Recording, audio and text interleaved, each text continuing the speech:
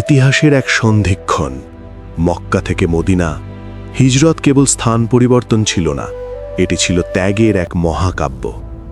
মুহাজিজা তাদের ঘরবাড়ি, সম্পদ সবকিছু পেছনে ফেলে এসেছিলেন কেবল সত্যের টানে। মদিনার মাটি তাদের বরণ করে নিল বটে, কিন্তু সামনে অপেক্ষা করছিল এক কঠিন পরীক্ষা। মদিনার আবহাওয়া ছিল ভিন্ন, পানি ছিল দুষ্প্রাপ্য। মুহাজিররা মক্কার সুমিষ্ট জমজমের স্বাদ জানতেন, কিন্তু এখানে পানির উৎস ছিল সীমিত।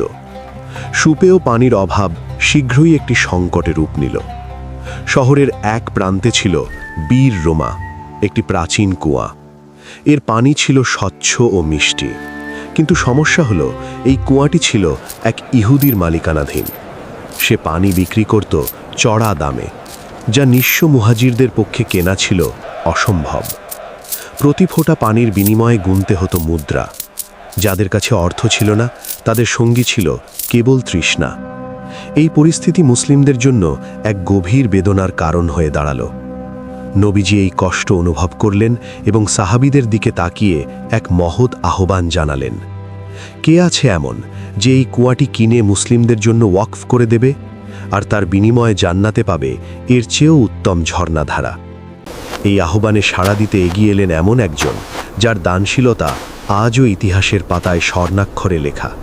নবীজির ঘোষণা শুনে হজরত উসমান রাদিয়াল্লাহু আনহু কালবিলম্ব করলেন না। তিনি জানতেন এই কুয়া কেনা সহজ হবে না। ইহুদি মালিকের কাছে এটি ছিল সোনার ডিমপাড়া হাঁস। কিন্তু উসমান রাদিয়াল্লাহু আনহু ছিলেন আরবের অন্যতম সেরা ব্যবসায়ী। তিনি জানতেন কিভাবে অসম্ভব আর সম্ভবের ব্যবধান ঘোচাতে হয়। প্রথমে মালিক কুয়াটি বিক্রি করতে সরাসরি অস্বীকার করল। কেনই বা করবে? এটি ছিল তার আয়ের একমাত্র উৎস। সাধারণ কেউ হলে ফিরে আসত, কিন্তু উসমান রাদিয়াল্লাহু আনহু ভিন্ন কৌশলে আগালেন। তিনি পুরো কুয়া নয়, বরং কুয়ার অর্ধেক মালিকানা চাইলেন। প্রস্তাবটি ছিল অদ্ভুত কিন্তু লোভনীয়। একদিন কুয়ার মালিকানা থাকবে ইহুদির, পরের দিন উসমান রাদিয়াল্লাহু আনহুর। মালিক ভাবল, উসমান তার দিনে নিজের প্রয়োজন মেটাবেন, আর বাকি দিনগুলোতে মানুষ তার কাছ থেকেই পানি কিনবে। সে ভাবল এতে তার লাভই হবে। চুক্তি হল 12,000 দিরহামে, বিশাল অঙ্ক। মালিক সানন্দে রাজি হল, কারণ সে তখনও বুঝতে পারেনি যে সে আসলে কি হারালো। সে কেবল আজকের লাভ দেখল, কিন্তু উসমান রাদিয়াল্লাহু আনহু দেখলেন সুদূর ভবিষ্যৎ। এটি ছিল এমন এক বিনিয়োগ যার রিটার্ন ইহকাল ও পরকাল উভয়কেই সমৃদ্ধ করবে। চুক্তি স্বাক্ষরিত হল। মদিনার ইতিহাসে এক নতুন অধ্যায়ের সূচনা হল। আপাতদৃষ্টিতে এটি ছিল একটি ব্যবসায়িক চুক্তি, কিন্তু বাস্তবে এটি ছিল একটি সম্প্রদায়ের ভাগ্য পরিবর্তনের চাবিকাঠি। চুক্তি অনুযায়ী দিন ভাগ হল। যেদিন উসমান রাদিয়াল্লাহুর পালা, তিনি ঘোষণা করলেন আজ পানি সবার জন্য উন্মুক্ত, কোনো মূল্য লাগবে না। মদিনার মানুষ, যারা এতদিন এক ফোঁটা পানির জন্য সংগ্রাম করত, তারা দলে দলে কুয়োর দিকে ছুটল। এটি কেবল পানি ছিল না, এটি ছিল মুক্তির স্বাদ। কিন্তু এখানে একটি সূক্ষ্ম কৌশল ছিল। মানুষ জানত পরের দিন ইহুদির পালা, এবং সেদিন টাকা দিয়ে পানি কিনতে হবে। তাই উসমান রাদিয়াল্লাহুর দিনে তারা কেবল একদিনের নয়, বরং 2 দিনের পানি সংগ্রহ করে নিয়ে গেল। এটি ছিল অভাবের তাড়না এবং উসমান রাদিয়াল্লাহুর নীরব পরিকল্পনার সংমিশ্রণ। পরের দিন সূর্য উঠল, ইহুদি মালিক তার ক্যাশ বাক্স নিয়ে বসল, কিন্তু কেউ এলো না। কারণ মদিনাবাসীর ঘরে তো গতকালের ফ্রি পানি মজুদ আছে। ইহুদির ব্যবসার দিনটি কাটল মাছি তাড়িয়ে। সে বুঝতে পারল তার ব্যবসায়িক মডেলে ধস নেমেছে। বুদ্ধিমান ব্যবসায়ী বুঝতে পারল সে ফাঁদে পড়েছে। উসমান রাদিয়াল্লাহুর সাথে অংশীদারিত্বে তার আর কোনো লাভ নেই, বরং এই কুয়া এখন তার জন্য বোঝা। নিরুপায় হয়ে সে নিজেই উসমান রাদিয়াল্লাহুর কাছে এলো বাকি অর্ধেক অংশ বিক্রি করার প্রস্তাব নিয়ে। আরও 8,000 দিরহামে বাকি অর্ধেক কেনা হলো, মোট 20,000 দিরহাম।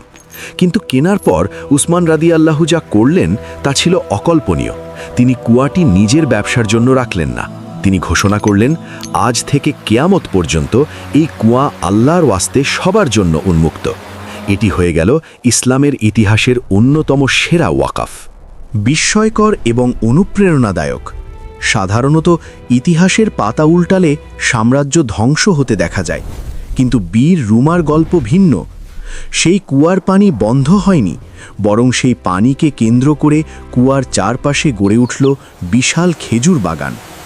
উসমান রাদিয়াল্লাহু এর দান মৃত্যুর পরেও জীবিত রইল, ঠিক যেমনটি নবীজি সাল্লাল্লাহু আলাইহি ওয়াসাল্লাম প্রতিশ্রুতি দিয়েছিলেন। শতাব্দীর পর শতাব্দী ধরে এই বাগানের খেজুর বিক্রি হয়েছে। উসমানীয় সাম্রাজ্য থেকে শুরু করে আজকের সৌদি আরব এই আয় জমা হতে থাকল। কিন্তু কার নামে? অবিশ্বাস্য হলেও সত্য, মদিনার ভূমি রেজিস্ট্রেশন অফিসে আজও জমির মালিক হিসেবে নাম লেখা আছে উসমান ইবনে আফফান। এই আয়ের অর্ধেক দান করা হতো গরিবদের মাঝে, আর বাকি অর্ধেক জমা হতো একটি বিশেষ ব্যাংক অ্যাকাউন্টে। যুগের পর যুগ জমে সেই অর্থ আজ কোটিতে পৌঁছেছে। পৃথিবীর ইতিহাসে এই একমাত্র উদাহরণ যেখানে 1400 বছর আগে মৃত একজন ব্যক্তির নামে আজও সক্রিয় ব্যাংক ব্যালেন্স বিদ্যমান। সেই জমানো টাকা অলস বসে থাকেনি। সৌদি সরকার সেই অর্থ দিয়ে মসজিদের নববীর পাশেই নির্মাণ করেছে একটি বিশাল 5 তারকা হোটেল। এই হোটেল থেকে অর্জিত আয়ও আবার সেই একই অ্যাকাউন্টে জমা হয় এবং গরিবদের কল্যাণে ব্যয় হয়। একটি কুয়া থেকে বাগান, বাগান থেকে ব্যাংক অ্যাকাউন্ট, আর ব্যাংক থেকে হোটেল। ভালো কাজের প্রতিদান এভাবেই চক্রাকারে বৃদ্ধি পেতে থাকে। উসমান রাদিয়াল্লাহু চলে গেছেন বহু আগে, কিন্তু তার ভালো কাজ আজও মদিনার বুকে শ্বাস নিচ্ছে। আজকের এই দ্রুতগতির পৃথিবীতে আমরা প্রায়ই ভুলে যাই থামতে। আমরা সম্পদের পেছনে ছুটছি, কিন্তু সেই সম্পদ কি আমাদের আত্মাকে তৃপ্ত করতে পারছে? মদিনার সেই ইতিহাস আমাদের মনে করিয়ে দেয়, মানুষের প্রকৃত উত্তরাধিকার তার ব্যাংক ব্যালেন্স নয়, বরং তার রেখে যাওয়া ভালো কাজ। আপনার বীর রুমা তৈরি করতে আপনাকে কোটিপতি হতে হবে না। একটি তৃষ্ণার্ত প্রাণীকে পানি খাওয়ানো, একটি গাছ লাগানো, কিংবা কোনো অসহায় মানুষের মুখে হাসি ফোটানো, এগুলোই আজকের সাদাকায়ে জারিয়া। উসমান রাদিয়াল্লাহু দেখিয়েছেন, নিয়ত যদি খাঁটি হয় তবে ছোট কাজও মহিরুহে পরিণত হতে পারে। সময় বদলেছে, পাত্র বদলেছে, কিন্তু তৃষ্ণা আর দানের মাহাত্ম্য বদলায়নি। 1400 বছর আগের সেই কুয়া আজও যেমন পানি দিচ্ছে, তেমনি আপনার আজকের করা ভালো কাজও হয়তো অনাগত ভবিষ্যতের কোনো এক সংকটে মানুষের বাঁচার অবলম্বন হবে।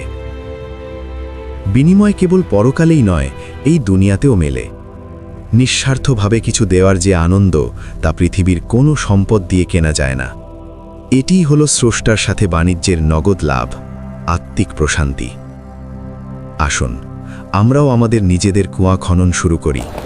কে জানে, হয়তো আমাদের এই ছোট পদক্ষেপই একদিন ইতিহাসের পাতায় নতুন কোনো বীর রুমা হয়ে বেঁচে থাকবে। ভালো কাজের প্রতিদান ভালো ছাড়া আর কি হতে পারে? ইতিহাসের পাতায় অনেক নাম লেখা হয়, আবার মুছেও যায়, কিন্তু কিছু নাম কালিলক্ষরে নয়, বরং মানুষের হৃদয়ে খোদাই করা থাকে। রুমার কুয়ার গল্প আমাদের শেখায়, মৃত্যু মানেই শেষ নয়। যদি আপনি এমন কিছু রেখে যেতে পারেন যা মানুষের উপকারে আসে, তবে আপনার স্পন্দন থামলেও আপনার নেক আমল চলতে থাকবে। মদিনার সেই তপ্ত বালিতে আজ আর কেউ তৃষ্ণায় কাঁদে না, কিন্তু সেই কুয়ার পানি আজও প্রবাহিত হচ্ছে। অদৃশ্য এক সুতোয় বেঁধে রেখেছে অতীত এবং বর্তমানকে। এটি কেবল পানি নয়, এটি বিশ্বাসের এক জীবন্ত স্বাক্ষর। পবিত্র কোরআনে আল্লাহ প্রশ্ন রেখেছেন, হাল জাজাউল এহসানি ইল্লাল এহসান, অর্থাৎ উত্তম কাজের প্রতিদান কি উত্তম ছাড়া অন্য কিছু হতে পারে? 1400 বছর ধরে বীর রুমা সেই প্রশ্নেরই উত্তর দিয়ে যাচ্ছে, না, ভালো কাজের প্রতিদান শুধুই ভালো। তাই আসুন আমরা শুধু গ্রহীতা না হয়ে দাতা হই। আমাদের সম্পদ, মেধা বা শ্রম যাই হোক না কেন, তা মানবতার জন্য বিলিয়ে দিই। কারণ দুনিয়া থেকে আমরা যা নিয়ে যাই তা পচে যায়, কিন্তু যা রেখে যাই তাই অনন্তকাল বেঁচে থাকে। ভালো কাজের প্রতিদান ভালো দিয়ে হয়। আল্লাহ আমাদের সবাইকে সেই ভালো করার তৌফিক দিন।